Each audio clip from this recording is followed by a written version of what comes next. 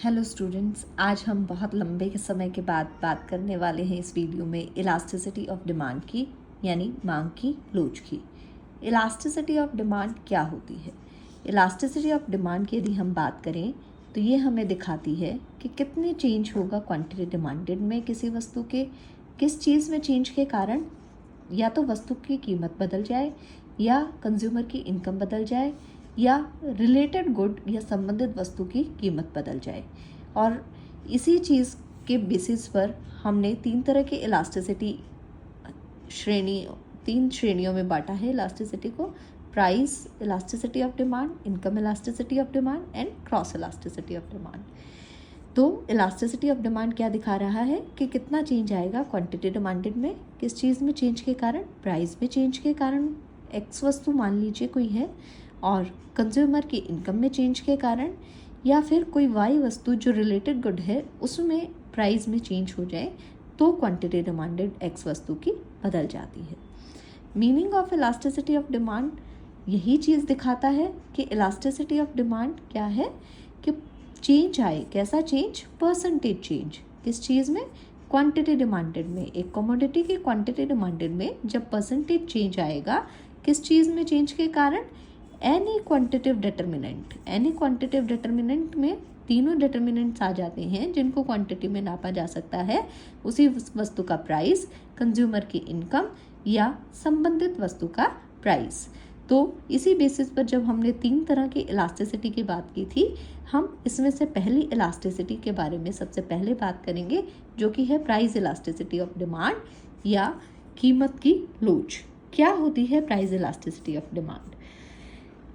Price elasticity of demand दिखाती है क्या? Percentage change in quantity demanded divided by percentage change in the price. तो किसी वस्तु का यदि प्राइस बदलता है तो किस हिसाब से उस वस्तु की क्वांटिटी डिमांडेड बदलेगी, वो भी परसेंटेज चेंज में दोनों को मेज़र किया जाए, उसकी रेशियो को हम प्राइस इलास्टिसिटी ऑफ डिमांड कहेंगे। यहाँ उसी चीज़ को रेशियो के फॉर्म में दिखाया गया है। इलास्टिसिटी ऑफ डिमांड क्या है? Percentage change in quantity demanded divided by percentage change in price of that particular good. अब यहाँ पर क्वांटिटी डिमांडेड है और प्राइस है, यहाँ माइनस साइन लगाया गया है। ये माइनस साइन क्या दिखाता है? ये माइनस साइन दिखाता है इन्वर्स रिलेशनशिप। किस चीज़ के बीच में? उस वस्तु की कीमत के बीच में और उस वस्तु की क्वांटिटी डिमांडेड के बीच में। हमें पता है वैसे भी कि किसी वस्तु का प्राइस यदि बढ़ता है तो क्वांटिटी डिमांडेड कम हो जाती है, यदि उसी वस्तु का प्राइस कम हो जाता है तो क्वांटिटी डिमांडेड बढ़ जाती है। अब ये जो प्राइस इलास्टिसिटी ऑफ डिमांड है, इसको 0 से इनफाइनाइट के बीच में वैल्यू दी जा सकती है। तो दो एक्सट्रीम केसेस, यानी एक एक्सट्रीम पर 0 है, दूसरे एक्सट्रीम पर इन्फिनिटी है। इन दोनों की हम पहले बात करेंगे।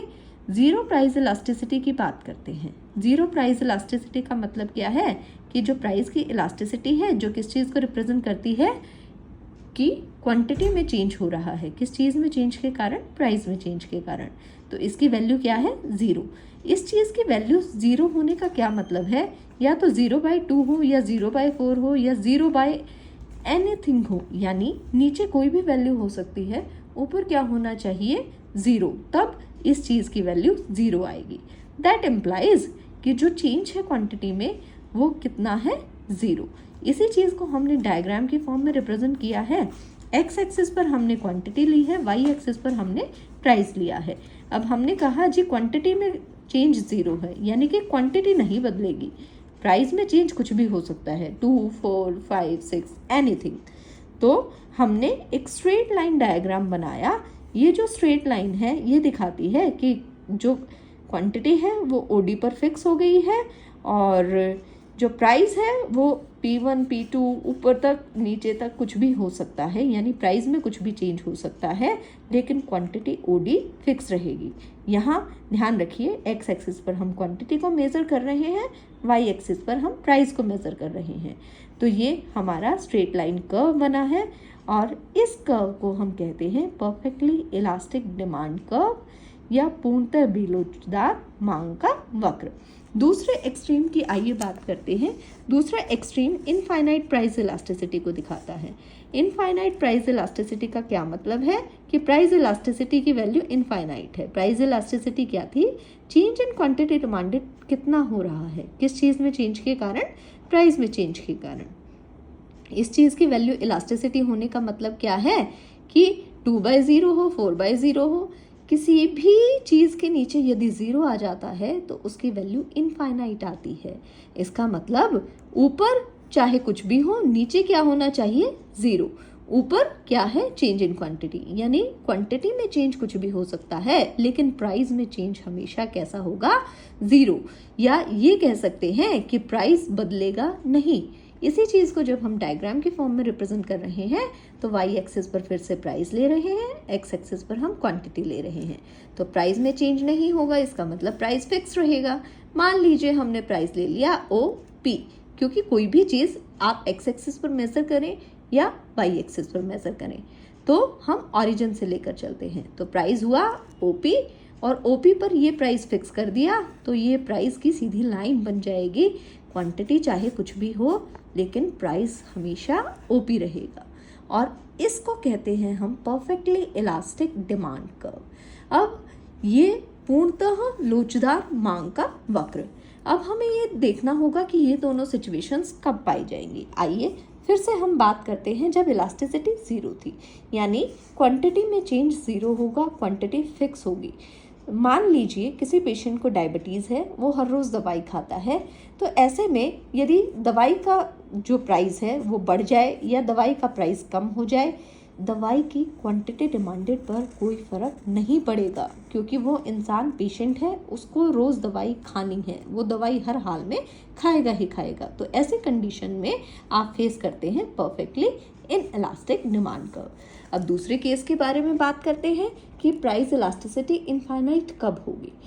देखिए, प्राइस इलास्टिसिटी इनफाइनाइट तब होगी जब हमारे पास परफेक्ट कंपटीशन का मार्केट स्ट्रक्चर हो। मार्केट स्ट्रक्चर अलग अलग तरीके के हो सकते हैं, उसमें जब परफेक्ट कंपटीशन या पूर्ण प्रतियोगिता का बाजार होता है तब हम देखते हैं कि यह वह बाजार है जहां पर सभी व्यक्ति एक तरह की वस्तुएं बेच रहे होते हैं। जब सभी व्यक्ति एक ही तरह की वस्तुएं बेचेंगे तो जाहिर सी बात है कि एक ही तरह के उनके कीमत होंगी, और एक ही तरह की कीमत होंगी तो मान लीजिए OP वो प्राइस है, उस OP प्राइस पर कोई भी दुकानदार कोई भी वस्तु कितनी भी चाहे बेच सकता है, लेकिन कोई भी दुकानदार OP प्राइस से कम प्राइस नहीं करना चाहेगा। क्यों? क्योंकि OP प्राइस पर ही जब वो जितनी चाहे वस्तु को बेच सकता है तो कम प्राइस करने का उसके पास कोई इंसेंटिव नहीं है। यदि वो OP प्राइस से ज़्यादा प्राइस करेगा तो उसके जितने भी ग्राहक हैं वो कहीं ना कहीं वो सारे के सारे ग्राहक कहाँ चले जाएंगे? दूसरे दुकानदारों के पास, क्योंकि दूसरे दुकानदार भी उसी तरह की वस्तु बेच रहे हैं, इसीलिए वो प्राइस को ऊपर भी नहीं करेगा। तो परफेक्ट मार्केट स्ट्रक्चर में, पूर्ण प्रतियोगिता के बाजार में हमें देखने को मिलता है कि प्राइस जनरली फिक्स रहता है, जो कि यहाँ पर हम OP मानकर चले हैं, जिसमें ना नीचे जाने की टेंडेंसी पाई जाती ना ही ऊपर जाने की टेंडेंसी पाई जाती। अब हमने दो एक्सट्रीम केसेस की बात की कि इलास्टिसिटी 0 से इनफाइनाइट के बीच में हो सकती है। अब 0 से इन्फिनिटी के बीच में तो 1 2 3 4 पता नहीं कितने नंबर्स आ जाते हैं। सभी नंबर्स की हम एक एक कर बात नहीं कर सकते, तो हमें क्या करना होगा?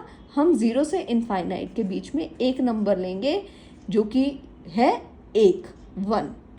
तो 1 के बेसिस पर 0 से 1 और 1 से इनफाइनाइट हम इलास्टिसिटी को क्लासिफाई करेंगे। आइए बात करते हैं उसकी। तो इलास्टिसिटी ऑफ डिमांड क्या ले लिया हमने? 1। तो 0 से इलास्टिसिटी की वैल्यू ज़्यादा भी हो सकती है और 1 से कम भी हो सकती है। ऐसे केसेस में हम मानकर चलेंगे इलास्टिसिटी की वैल्यू लेस देन 1 है। अब 1 से ज़्यादा भी इलास्टिसिटी हो सकती है और इनफाइनाइट से कम भी हो सकती है। ऐसे केसेस में हम मानकर चलेंगे इलास्टिसिटी ऑफ डिमांड की वैल्यू 1 से ज़्यादा है। अब इन्हीं चीज़ को हम डायग्रामेटिकली समझने की कोशिश करेंगे कि ऐसा कब होगा। पहले हम बात करते हैं जब इलास्टिसिटी की वैल्यू है 1। इलास्टिसिटी की वैल्यू 1 होने का क्या मतलब है कि change in quantity by change in price की वैल्यू 1 है। दैट एम्प्लाइज कि delta Q is equal to delta P। क्यों? क्योंकि इसकी वैल्यू 1 कब आएगी, जब 2/2 हो, मानिए 4/4 हो, तो सेम वैल्यूज जब ऊपर नीचे होंगी वो कटकर हमें 1 देती हैं। दैट इम्प्लाइज कि जितना चेंज आपकी ऊपर वाली वैल्यू में हो रहा है उतना ही चेंज आपकी नीचे वाली वैल्यू में हो रहा है। इसी चीज़ को जब हम डायग्राम के फॉर्म में रिप्रेजेंट करते हैं, एक्स एक्सिस पर अगेन क्वांटिटी, वाई एक्सिस पर प्राइस। कोई एक प्राइस ले लिया हमने P1, उस पर क्वांटिटी है Q1, प्राइस कम हो जाता है वस्तु का P2, क्वांटिटी बढ़ जाती है Q2। अब यहाँ आप देख सकते हैं P1 और P2 में जितना चेंज आया है उतना ही चेंज Q1 और Q2 में आया है। यही बात कर रहे थे, इसका मतलब इलास्टिसिटी कितनी है, 1। उसके बाद हम बात करते हैं इलास्टिसिटी की वैल्यू जब ग्रेटर देन 1 होगी। इसका मतलब delta Q by delta P की वैल्यू कैसी हो, ग्रेटर देन 1। ग्रेटर देन 1 होगी कब होगी, एक एग्जाम्पल यहाँ पर मैंने लिखा है कि ऊपर 4 है नीचे 2 है, कटकर कितना आ जाएगा, 2, जो कि 1 से बड़ा है। दैट एम्प्लाइज कि ऊपर वाला बड़ा है, ऊपर कौन है, डेल्टा Q, और नीचे वाला कैसा है, छोटा, तो नीचे कौन था, delta P। That employees delta Q is greater than delta P।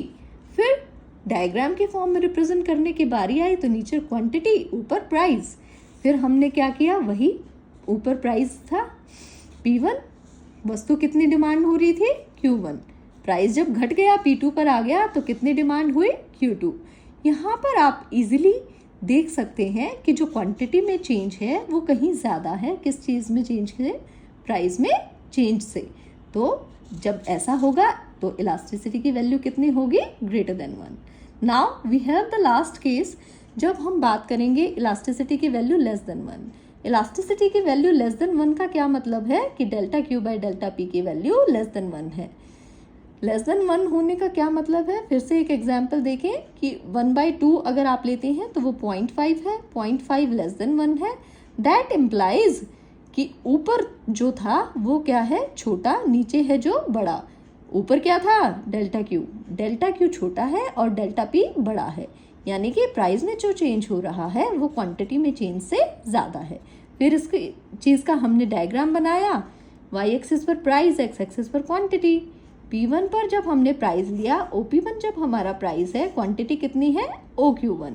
OP2 जब हमारा प्राइस है जो कि घट जाता है P1 से, तो हमारी क्वांटिटी डिमांडेड बढ़ जाती है और OQ2 हो जाती है। लेकिन हम देख सकते हैं कि जो चेंज आ रहा है क्वांटिटी में वो कम है और जो चेंज आ रहा है प्राइस में वो ज़्यादा है।